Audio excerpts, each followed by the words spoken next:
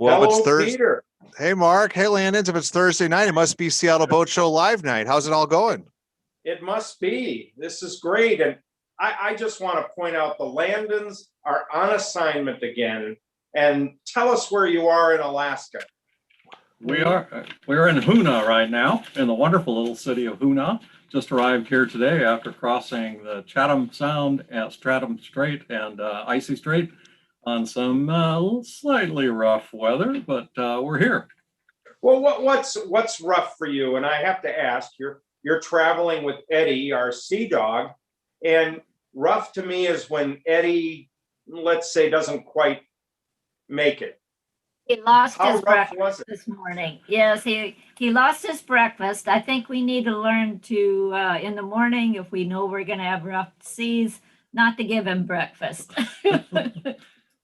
So that's our qualifier now is, when you get to the point where he can't keep his breakfast down, then that's really rough seas. So Now, how rough? You two have traveled to Alaska numerous times, out into the Gulf of Alaska, down to Mexico. What's rough for got the fever? it varies, but it varies quite a bit. It varies quite a bit on, what the angle of attack is that we're onto the waves. But today we had about 3 to 5 foot seas, but it was just they were tight, and then they developed into something that was probably more like about 5 to 7 feet, and that's when it was rocking around a bit for a little bit too much for Eddie. But it varies a lot, and it depends on the angle of attack that we get it on. And sometimes we do tack back and forth to get some following seas and handle something that we normally wouldn't be able to handle. But this was. And I should clarify to our viewers who are probably really excited, thinking that you're tacking your sailboat. Are you?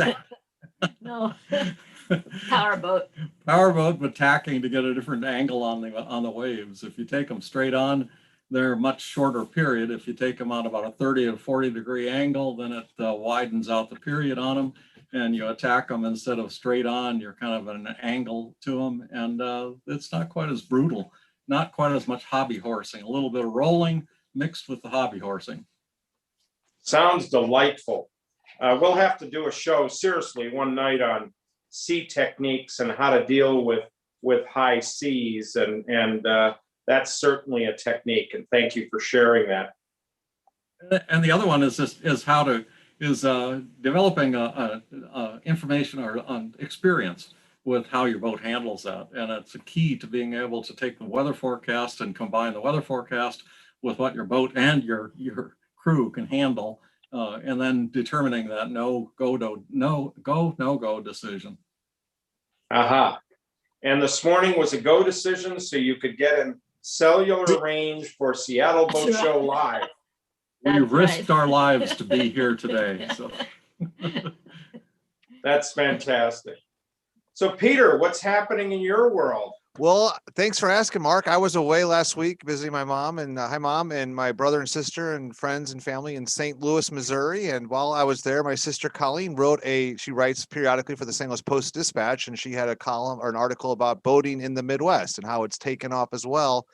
And I'll put that in the chat. So that was fun to see my sister talking about boating or writing about boating in the local newspaper. And so yeah, back at it today, Mark. Thanks delighted to be back. They asked me to come back, so I'm here. And I've been working on an issue in Andrews Bay, which is the Lake Washington area near Seward Park. And we are worried that a few bad actors out there creating a lot of havoc and noise and tomfoolery are going to disrupt cause enough commotion where the neighbors are going to want to actually ban boating. So working with our friends at the Recreational Boating Association of Washington, we've developed a pledge card. So we're going to be sending out boating ambassadors, we're calling them, asking boaters this weekend, Saturday from 11 to 2. In fact, our ambassadors will be out there asking boaters to take a pledge to be good actors out there, to act responsibly and respectful play so we can stay in the bay is the name of the campaign. We're fortunate to have Leschi and Lakewood Marina there. Dwight Jones allowing us to stage all of our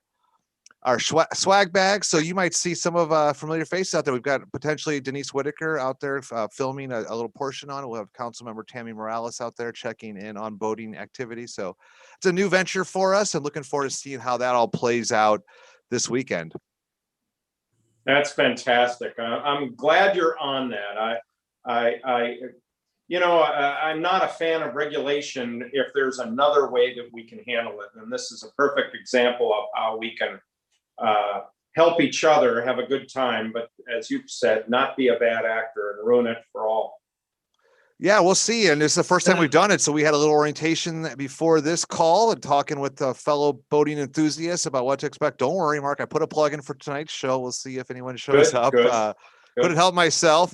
But yeah, no, we'll see how it goes. And we've had a $500 West Marine gift card that people can enter to win. And so, yeah, we'll see how it goes. We may do that a few times throughout the course of the summer. So it's a similar issue to the Snohomish County wake surfing issue. Actually, speaking of that, there's a community meeting going on right now on Zoom where they're continuing to look at on the regulations on what they can do to beef up regulations around wake surfing and water sports. So a lot going on, a lot of similar characteristics of a whole bunch of different issues that consume a lot of my day. Well, I'm glad we have you in that role. I know over the years, you've developed this role and you've been involved in so many monumental things where it could have been regulation or taxation. And you're my hero, Peter. Well, geez, thanks, as Mark. Well as my co-host. Yeah, you're just saying that, aren't you? And I had a fun lunch today with Representative Liz Berry at Maggie Bluffs. Got to educate her on boating. Dwight Jones and I got about an hour and a half with Representative Berry, who represents the Ballard area. So we have a ton of members there. She comes from a boating family, so that was great fun too. So it's not all work, Mark, for me, as you know. Yeah, but you're doing the job. It's the results that show. And thank you very much. You bet. Speaking of Andrews Bay, I know there are ways to handle the issue. Other areas have had the same challenge, and they've instigated a host and have a host for the area. Some have done registration for anchoring, some have put in buoys. So there are lots of different ways to address the issue. Eagle Harbor over on Bainbridge Island is one of those that, for instance, they used to have a lot of derelict boats anchored out there in the bay, and they now have a designated area for anchoring, and they have a registration system. So after you do an online, you have a registration station, a kiosk, and you get a registration free registration in order to anchor. So there's ways that everybody can enjoy the space. Great. Yeah, this issue is also tied up with the defunding of the police, the Seattle Harbor Patrol. There's normally 28 Seattle Harbor Patrol officers patrolling. Now we only have 14. So there's just not a lot of support out there, which isn't the end of the world when you've got boating volunteers willing to step up and spend their Saturday talking with other boaters about what's responsible boating activity, which is it's a big tenet of our organization. And Mark, it's going to be hot out there this weekend. I'm looking at 93 degrees on Saturday, 106 on Sunday, and I think it's going to get to 200 degrees on Tuesday. So it's going to be a hot one. It's good time to go boating. And I'll tell you, the waters have been busy and the marinas have been packed. And we're just at the beginning of the season. So this week, one of the activities in our office was helping a boater to plan their charter boat trip. They're coming up from Southern California, and they asked us to plan their trip for them and set up their marina reservations, and good research for my team. And we did, and it's going to be a busy summer. Places like Rosario Resort are booked up with reservations for the month. Friday Harbor booked up. Now there's a qualification on Friday Harbor because they will only do 35% of their moorage for transient moorage, and the rest is first come, first serve.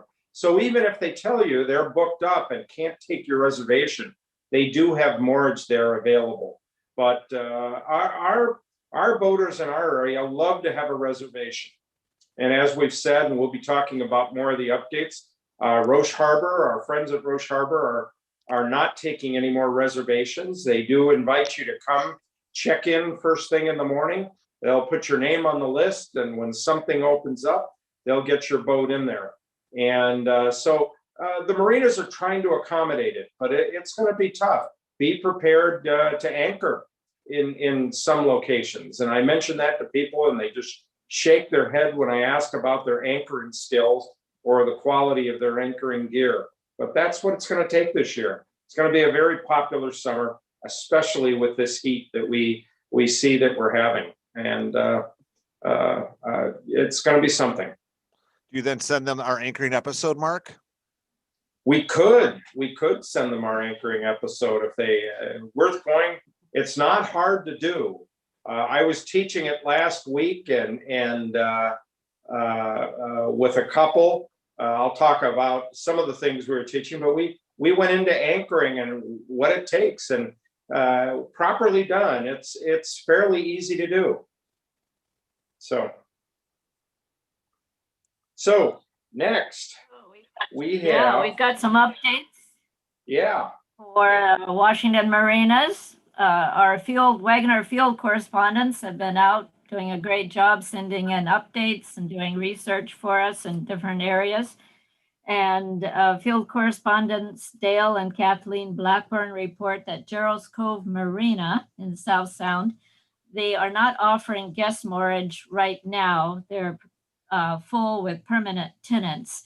The store and the fuel dock are open, however, on Saturday and Sundays, and they will add Friday and Mondays as the weather gets better as we get along in the summer months.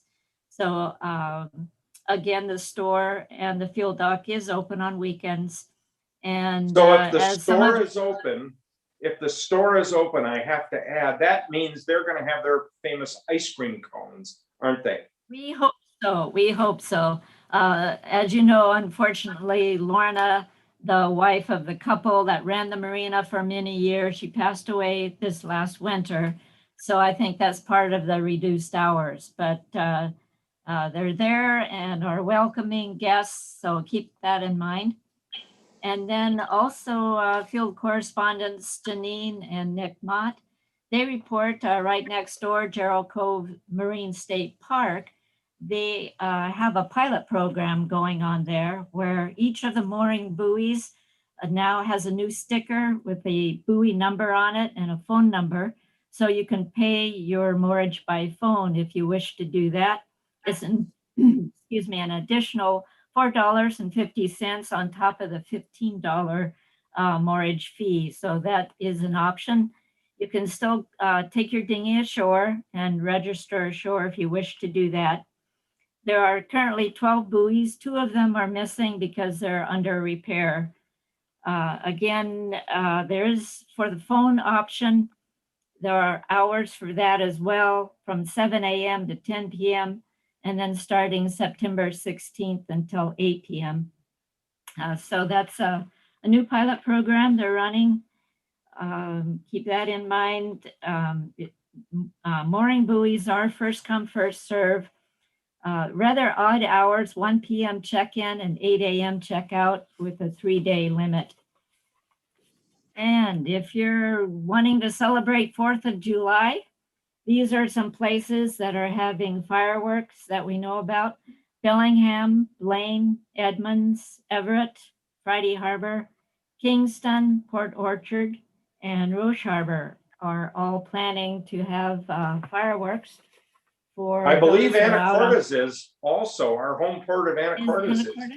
Okay, great. Fantastic. And then a report from BC. Port Browning tells us they have some exciting new things going on for the season. They are putting in new safari-style clamping tents, so you can camp in luxury, and they will be available starting in July. They have electric bikes you can rent.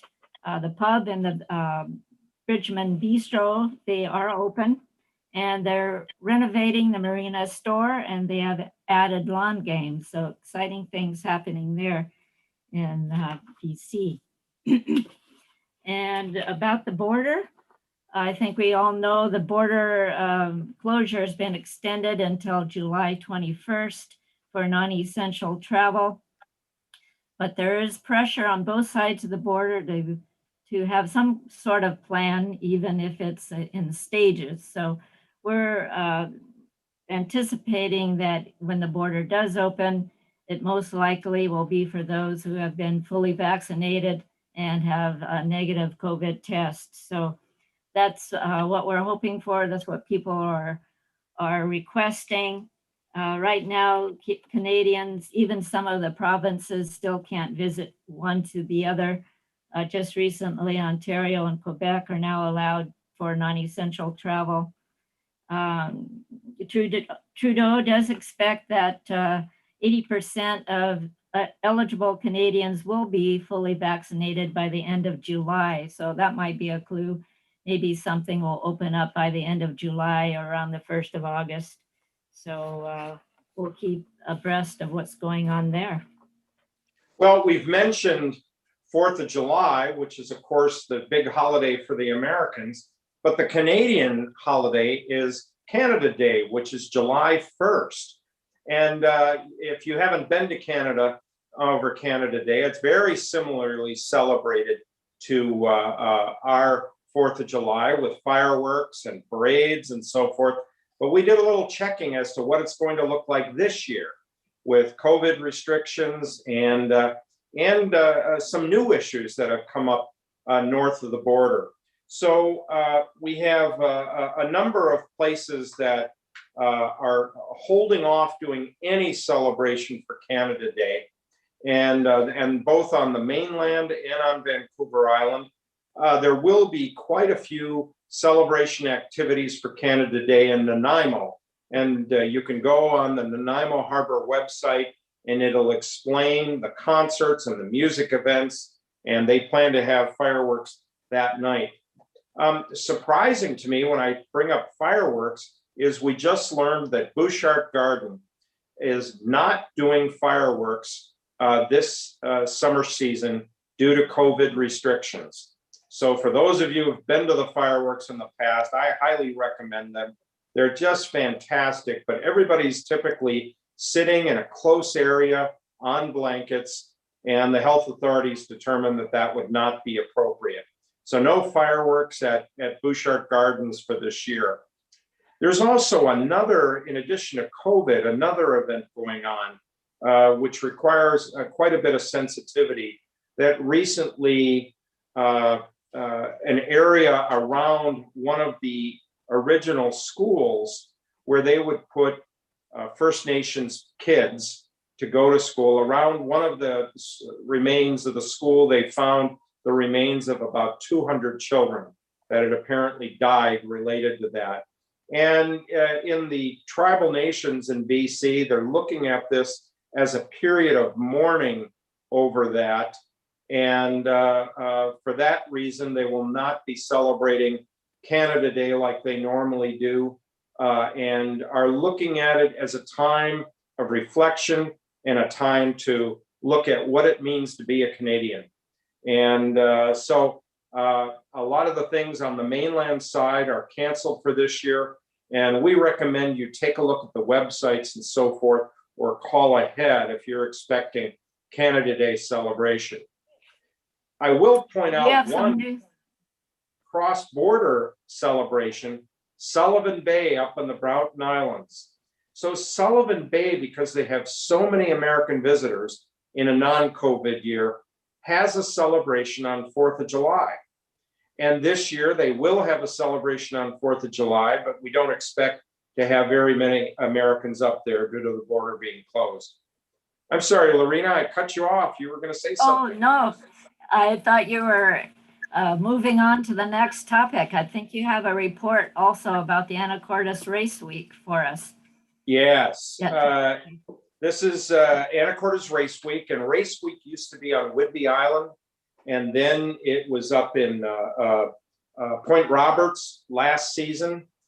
Big event, lots of sailors coming in, racing multiple days. And we had very sad news on Tuesday where one participant went overboard on one of the boats and was in the water, was recovered, but unfortunately was not able to be, they were not able to revive him, and he passed away. So we lost a participant, a very emotional event for the racers and that team. And obviously our condolences go out to the family.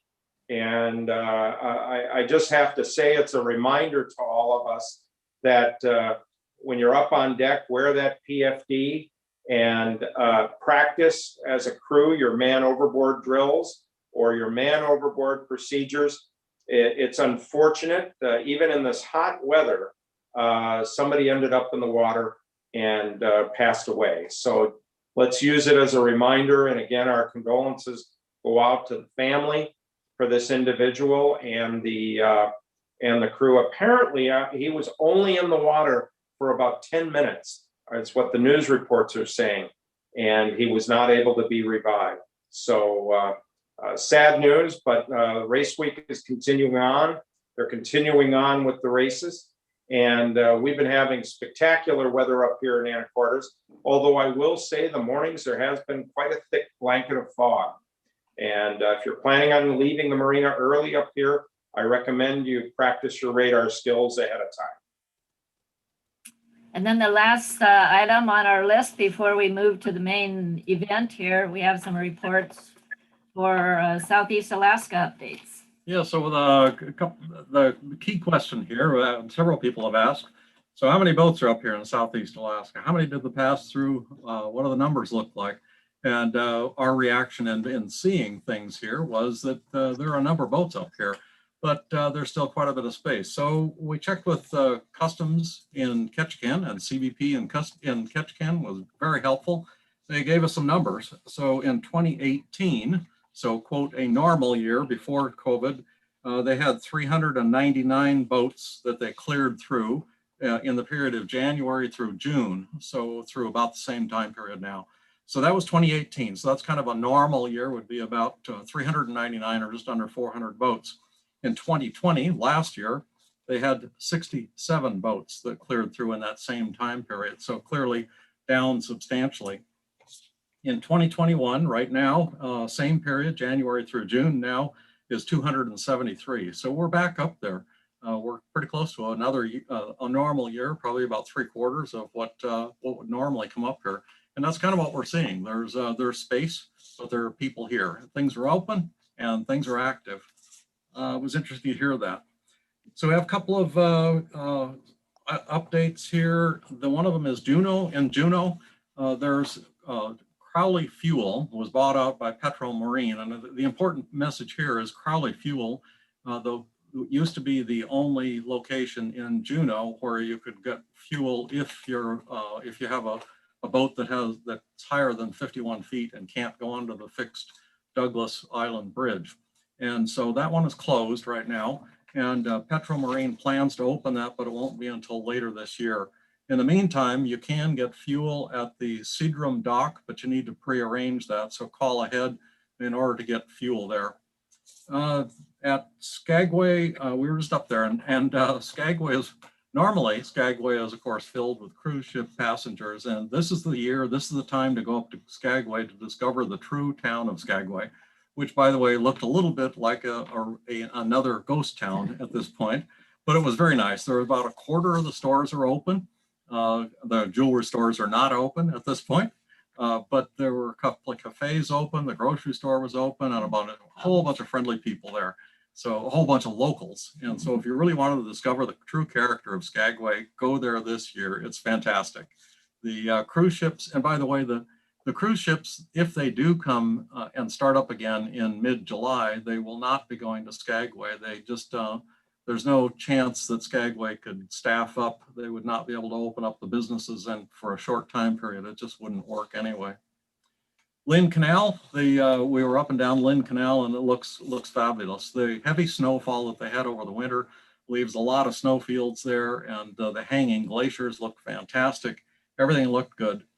The fishing, the commercial fishing just opened up a few days ago, and one of the commercial fishermen came back into Haines, and I asked him if he was headed out or coming back, and he said, well, I'm coming back.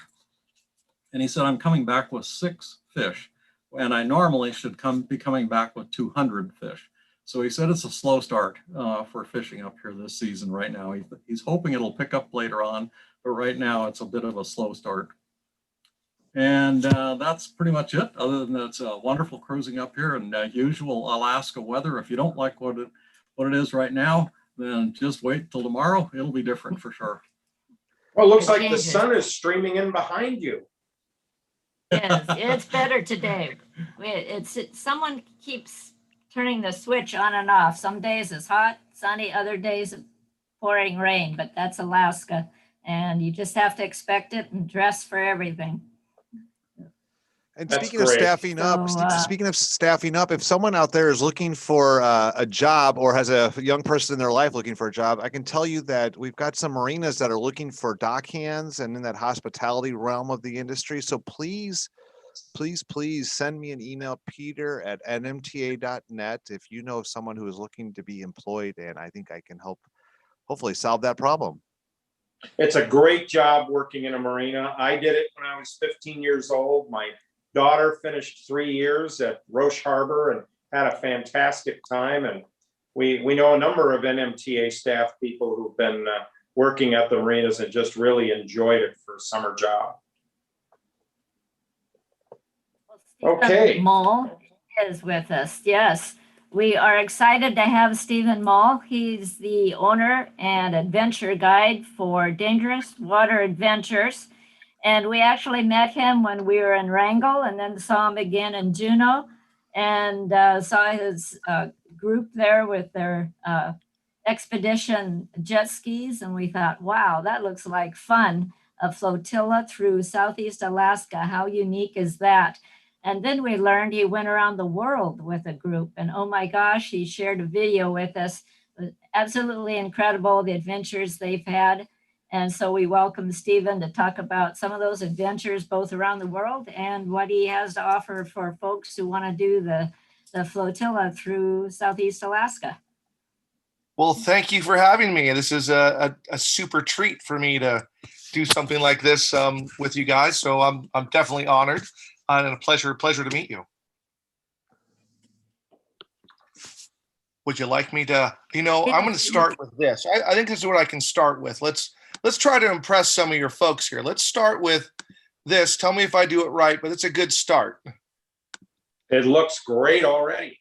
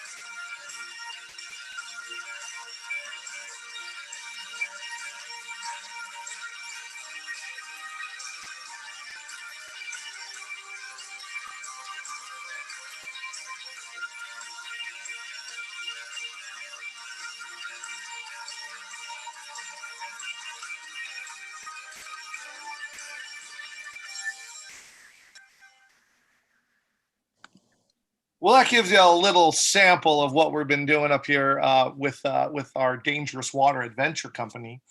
But, This is incredible, Stephen. So I take flotillas up with sometimes as small as a 24-foot boat.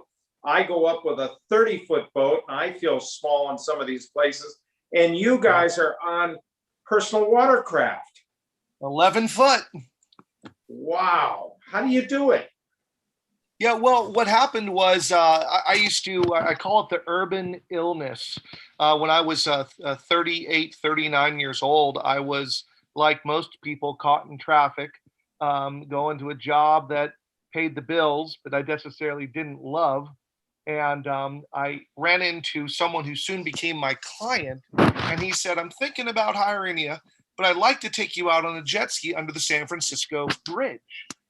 And that was just completely off of my radar. I had no jet ski on the ocean. Are you kidding me?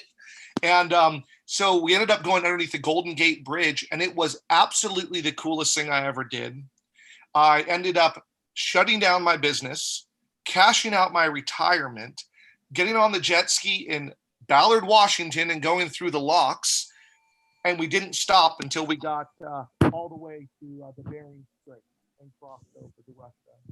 And everything else continued on from there. It was just an incredible passion that I lost everything financially, and I gained everything that really matters in life spiritually. With my wife and my kids, we're closer than ever now, and it's just really following your dreams and burning the bridges, and that's why we ended up with this adventure company now in Alaska, where we can share the passion that we have with people from all over the world.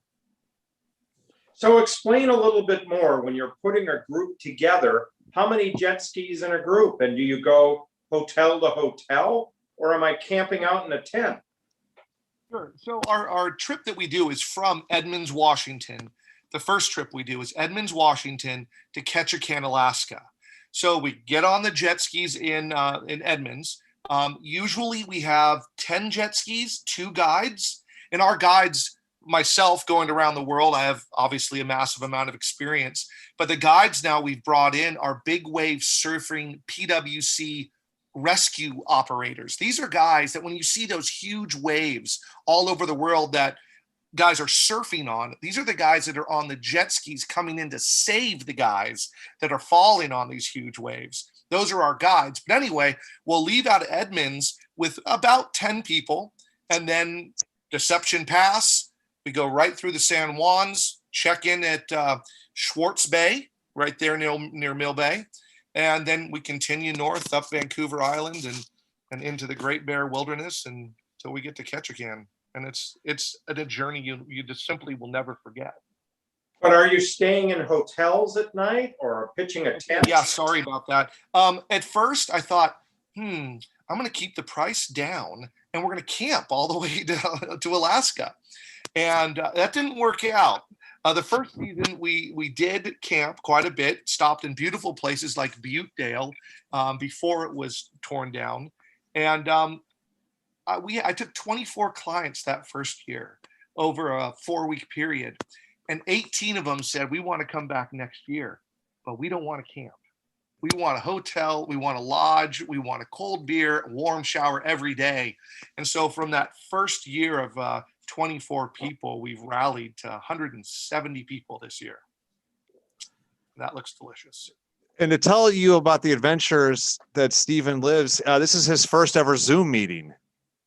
Yeah, tonight. Never done. So this is new for him. Stephen, do your kids have does your family have the same adventure bug that you have? And what did you do to get that as part of their lives? Well, I am so blessed with such an amazing wife and amazing children. When I came back from season 1 of Dangerous Waters, and that was our trip to go around the world, we had stopped paying our mortgage, stopped paying. I mean, we were scraping pennies just to keep fuel in the machines. And I ended up coming back with $148.63 in all of my bank accounts. And my wife and our house was in foreclosure. My car had been repossessed out of the driveway. And I had a giant banner in front of the house that my wife and kids put up. I almost get teary-eyed telling you. It said, "Congratulations, Dad. You did it. We believe in you. And from that moment on, I have been, within a week, I had an investor. We ended up losing our home, but then we moved, but we got closer for it. And just last year, after doing this for nearly 10 years, my wife and kids came on a dangerous water adventure up here in Alaska. And we were at a place called Cape Fanshawe. And we were watching a group of of orca preying upon a group of humpback. Amazing sights we get to see and experience. And my wife looks over with my kids and finally says, you know what? We get it. We understand. This is magic. This is as close to God as you're going to get before you actually take the trip. It Wow. sounds like you've turned things around and you're very successful, and with 2 homes and ongoing flotilla business, and it sounds like you're doing great. What all do you provide? Do you make arrangements for the hotels and the meals, and Oh, yeah. and what's included in the package now?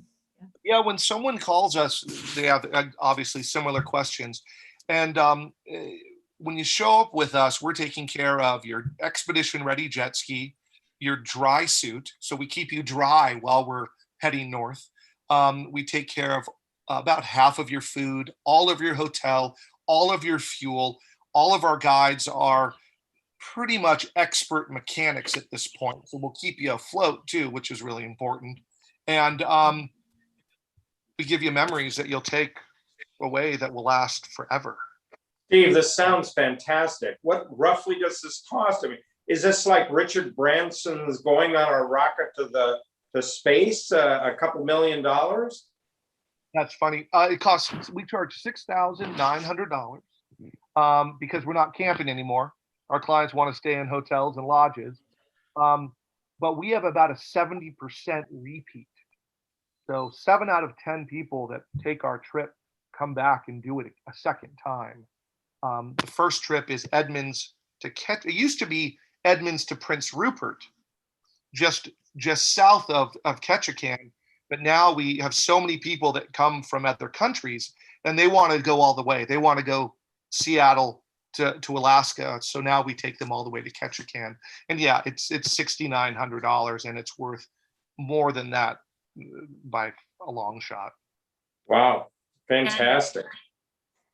No, Is there one navigator? Do you have what you need for navigation, or do all of the jet skis have navigation on their?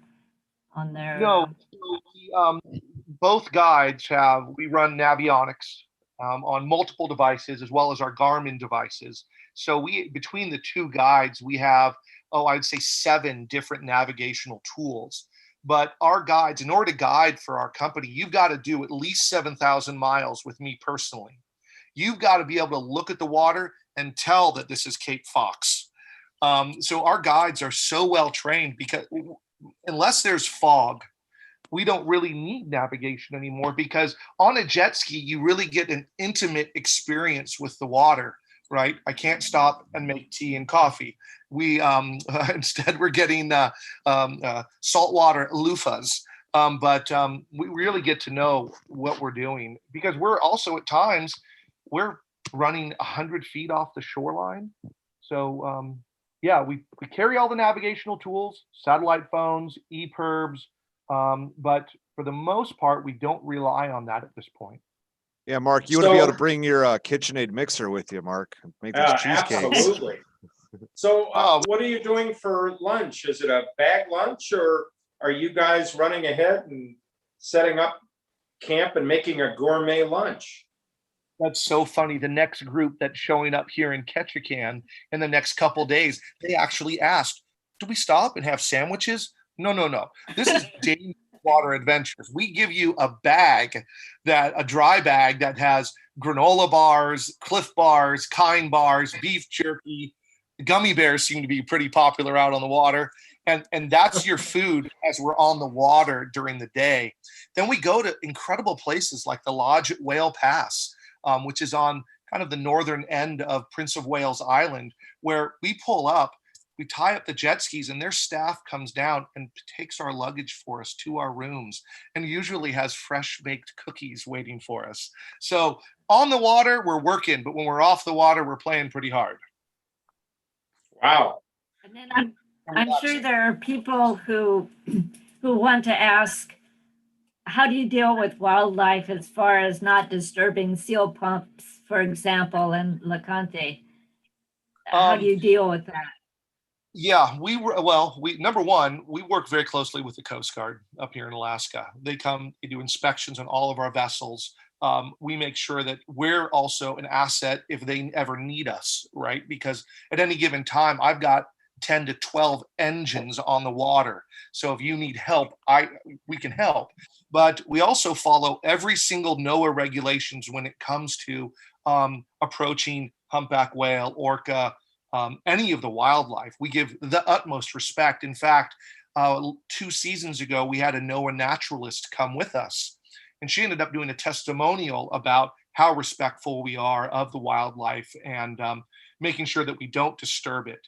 Now, the neat thing about being on a vessel that's only 11 feet long, when we do shut down and we float, we're just some logs floating in the water.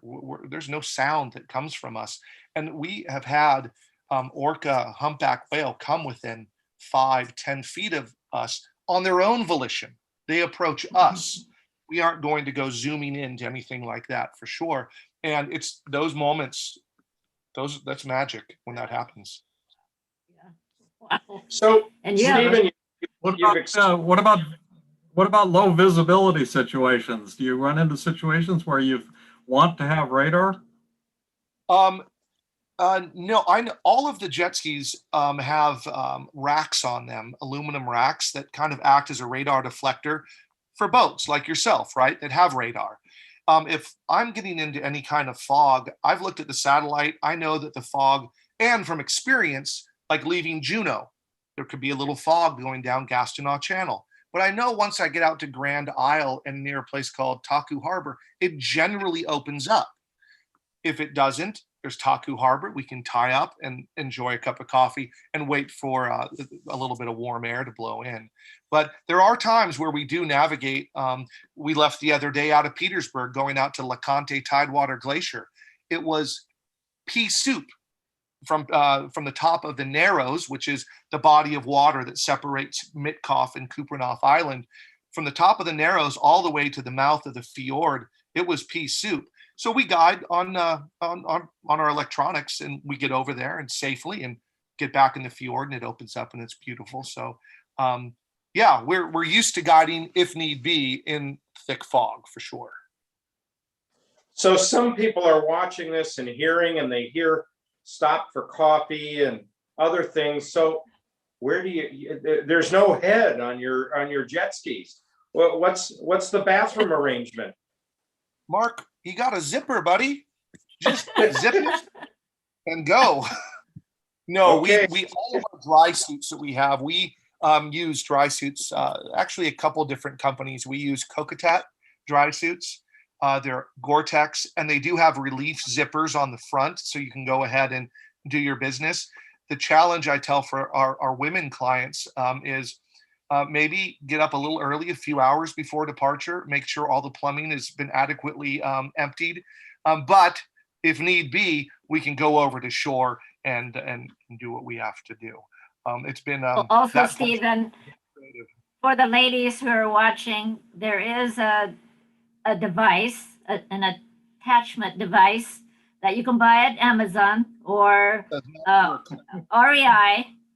And so we can stand up just like the guys. It works great. Tell them to buy one of those. Right. Well, it's usually not standing up when you're doing a number one, but we have that, the Vagweener. I'm very familiar. We've had lots of ladies use that device, and unfortunately, it doesn't work. I can't put a solid yay for that device behind it. Yay for that one. I'm going to try my best to segue to a question we have in the chat. Stephen, how's that, Mark? What's the average Good speed on water, and how many days from Seattle to Ketchikan from Gregory Pena? Sure, Greg. So when we leave out of Seattle, one of the things when you're boating, whether you're boating or you're being on the water, we're all kindred spirits, is that we're going to have weather hold days just like anybody else. So we'll leave out of Seattle and we'll do 10 days. But I'm guesstimating that we're going to have probably 3 days of weather hold. The Queen Charlotte Straits of Georgia can really blow if you don't hit that on a good day. That's basically from Nanaimo, Chrome Island Lighthouse, Comox, and then on up to Campbell River. So you've got to have weather days. And typically on a 10-day, we probably are going to need 3 weather days. So we have 7 days of riding. Our speed really depends on the conditions. And it also depends on the wildlife that we're seeing along the way. I would say for fuel consumption, the most optimal speed is about 37 miles an hour. Wow. I hope that answers Greg's question. Thanks, Stephen. Well, hopefully we can get another follow-up if there's more questions out there. We have another question from Bob. What's the appropriate preparation training to bring your participants to be ready for an adventure like this one? That's another one. I have had people that come in all different shapes and sizes that come on these trips. The jet ski is going to do most of the work for you. Are you going to be sore? Probably if we get in chop and you do 100,000 push-ups between Seattle and Ketchikan, you're going to get a little bit sore. So I think proper preparation is ibuprofen and an adventurous spirit. I mean, we've taken gentlemen that have been, we had a guy from Australia that came. He was all of 350 pounds. And we got on the dry suit. Dry suits we can do that. And he did fantastic going north, with 0 jet ski experience too. Wow. So what's the oldest and the youngest person you've had?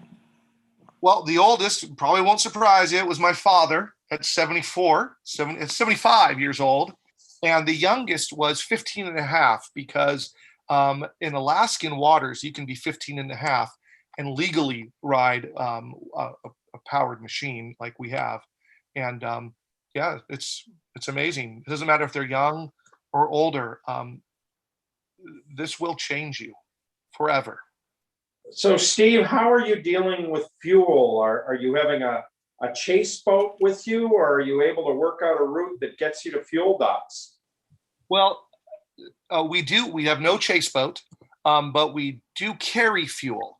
The guide skis, we can carry as much as 30 gallons of fuel on our jet skis, the 2 guides, and then all of our guests are carrying about 10 gallons. But it also acts as ballast because it can kind of, as you're riding along and you have that little bit of weight in the back, it can pull the front end of the ski up and make it a little bit more of an enjoyable ride if it gets a little bit choppy. So we do carry fuel, and all of our distances are based on fuel. Got it. Station.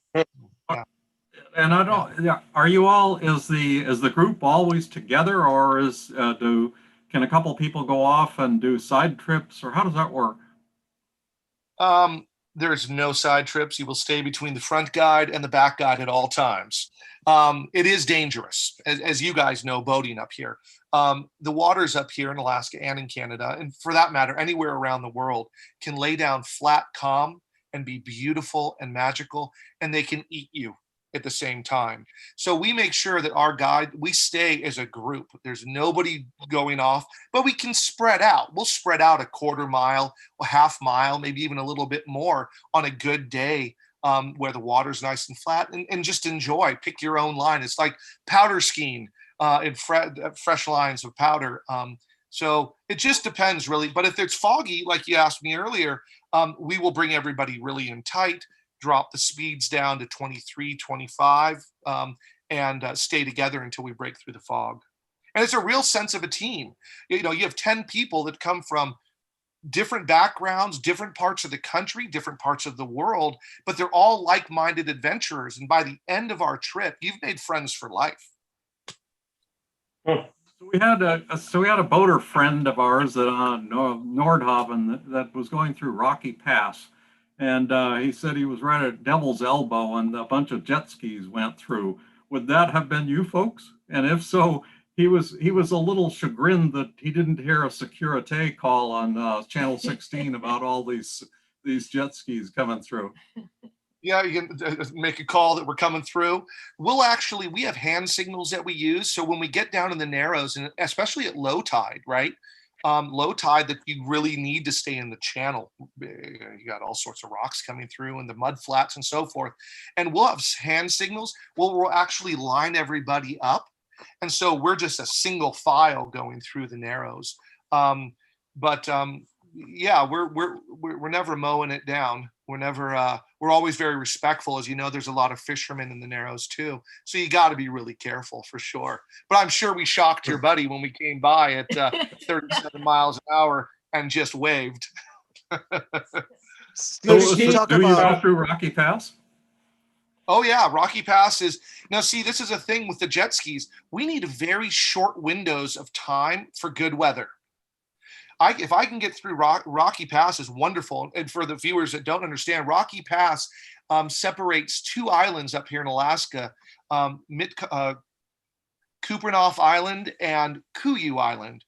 And it's a very narrow passage that you can take from Frederick Sound down to Sumner Strait. We do use that if we're in Cake and we have weather up in Frederick Sound, then I can just reroute to Petersburg and go south and stay out of all that north wind. We have a lot of flexibility with these types of vehicles that is very unique to this type of travel.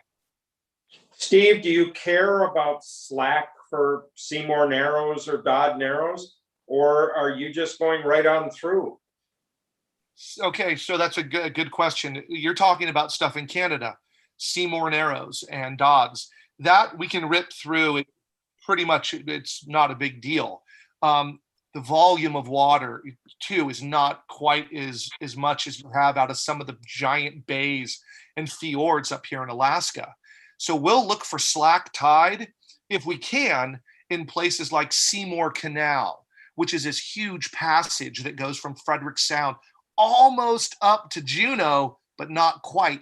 And the wind can come ripping down that. And when that drains, it can be really, really choppy.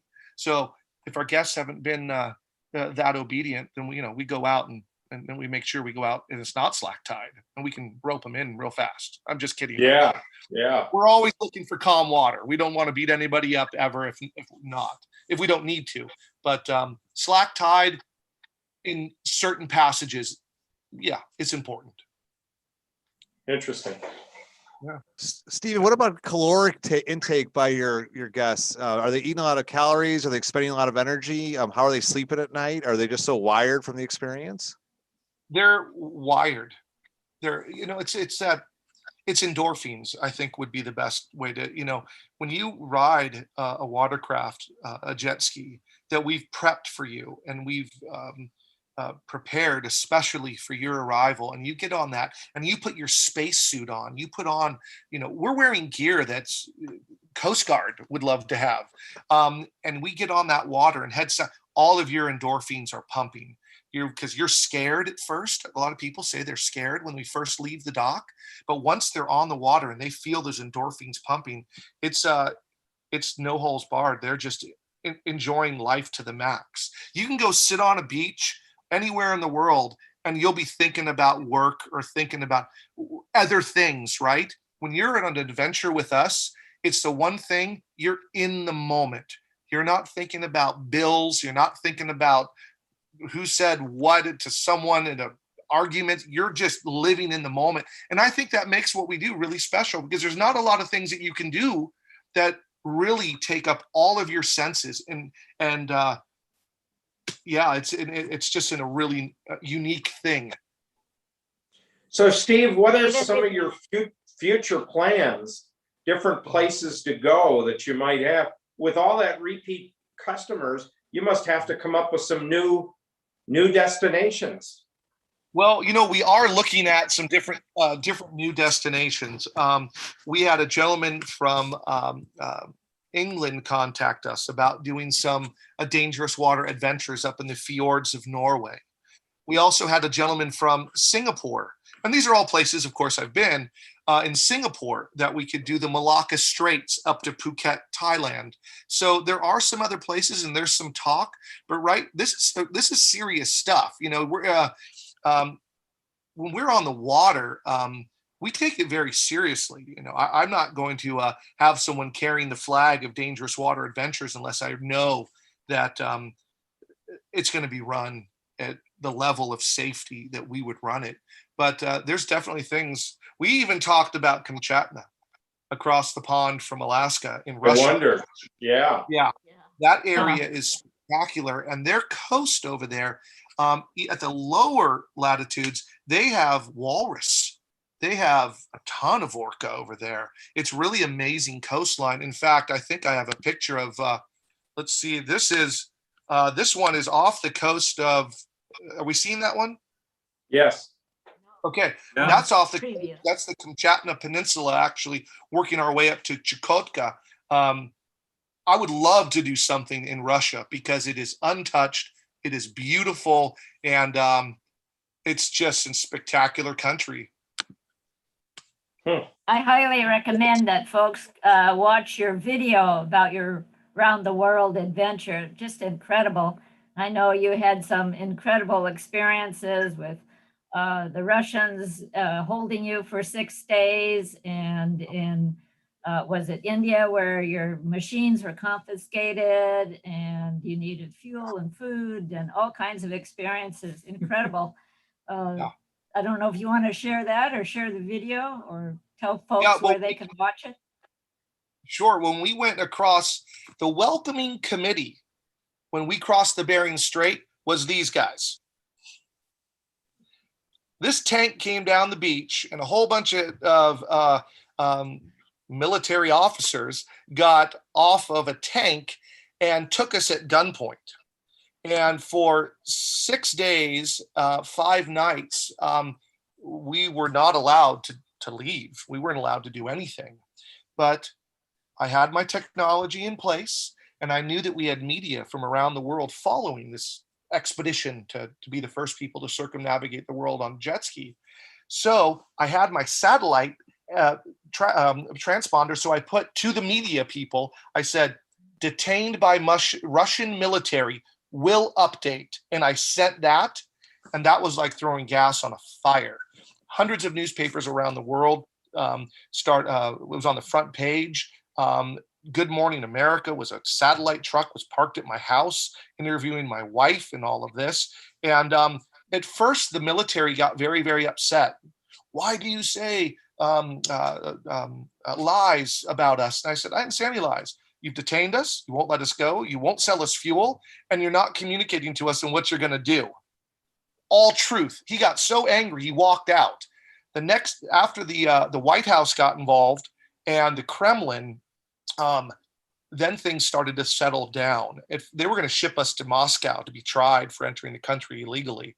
But once the media got involved and the heads of the countries got involved, the tune changed the last 2 days that we were there. The mayor of Lavrentia, this little town, came down and took us to a school, a cafeteria, and they fed us, and they just became delightful people. And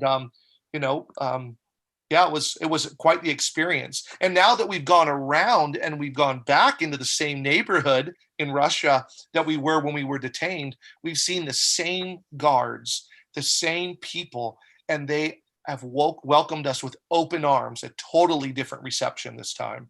Amazing. We were all humans. We all breathe in and out. We all breathe the same air. I think we just need to give each other a little break sometimes.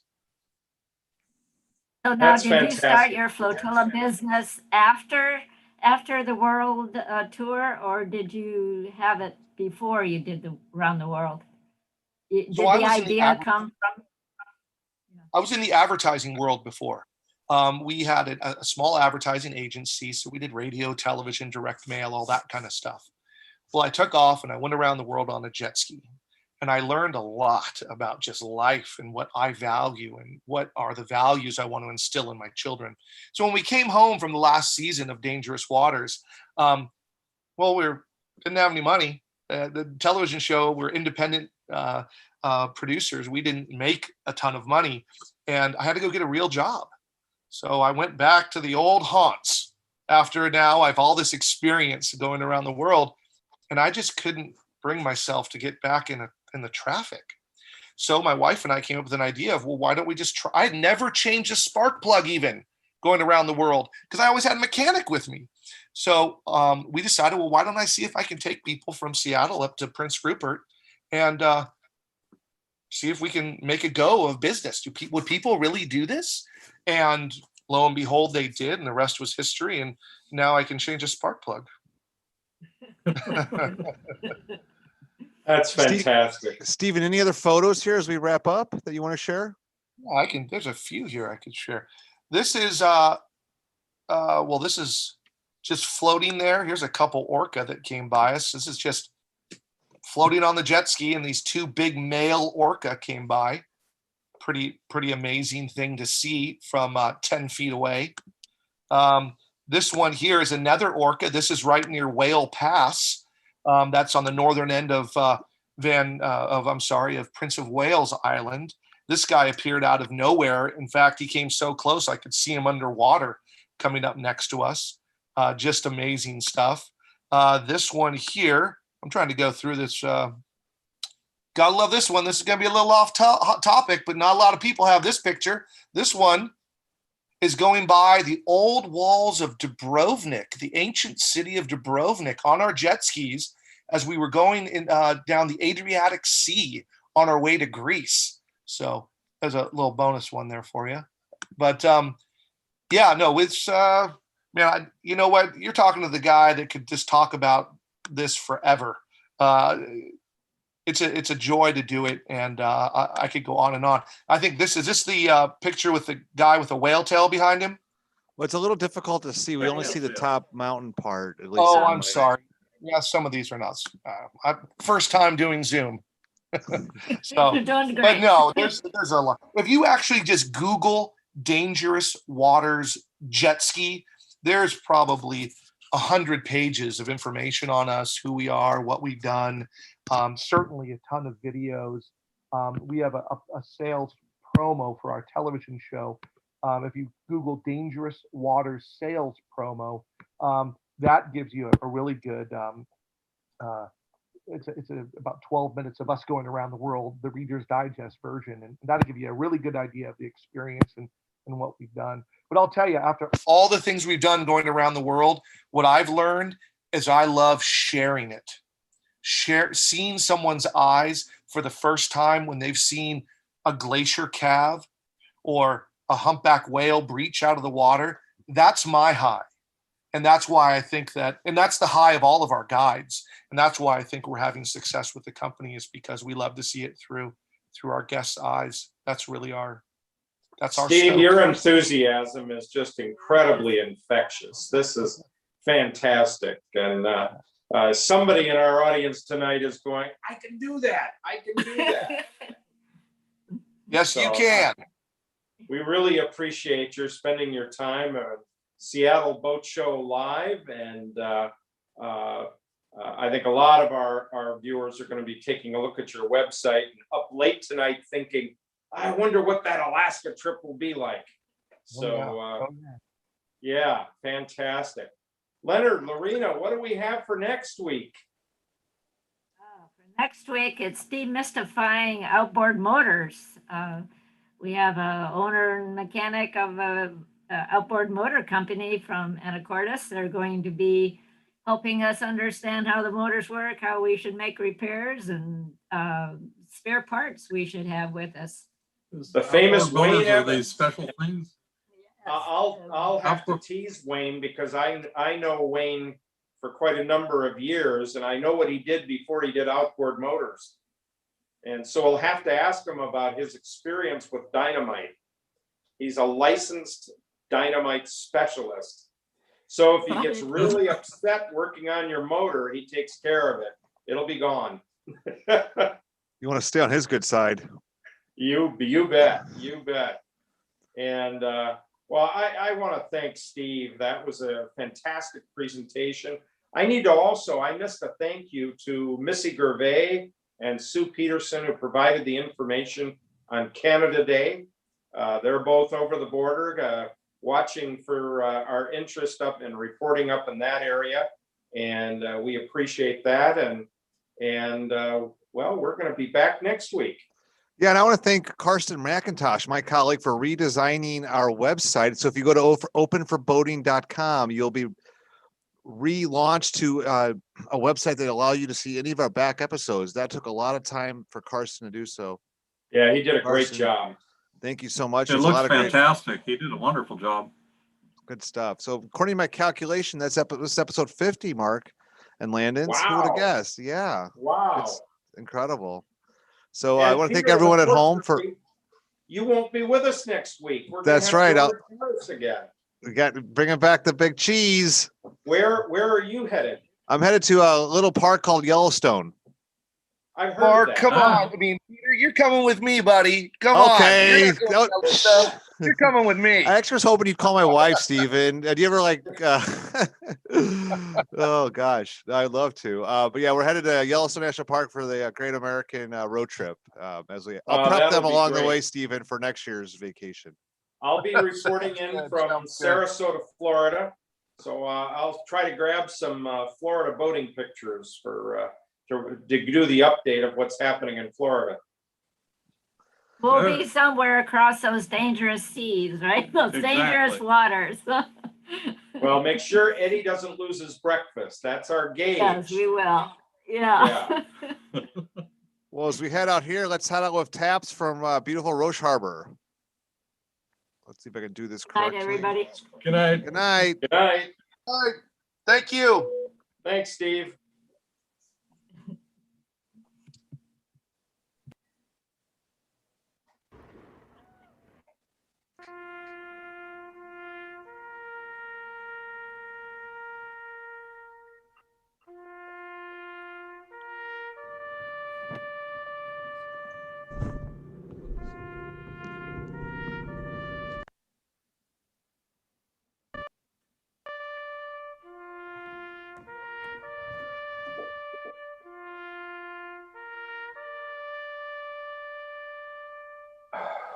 In Roche Harbor, please come and join us for our time-honored celebration.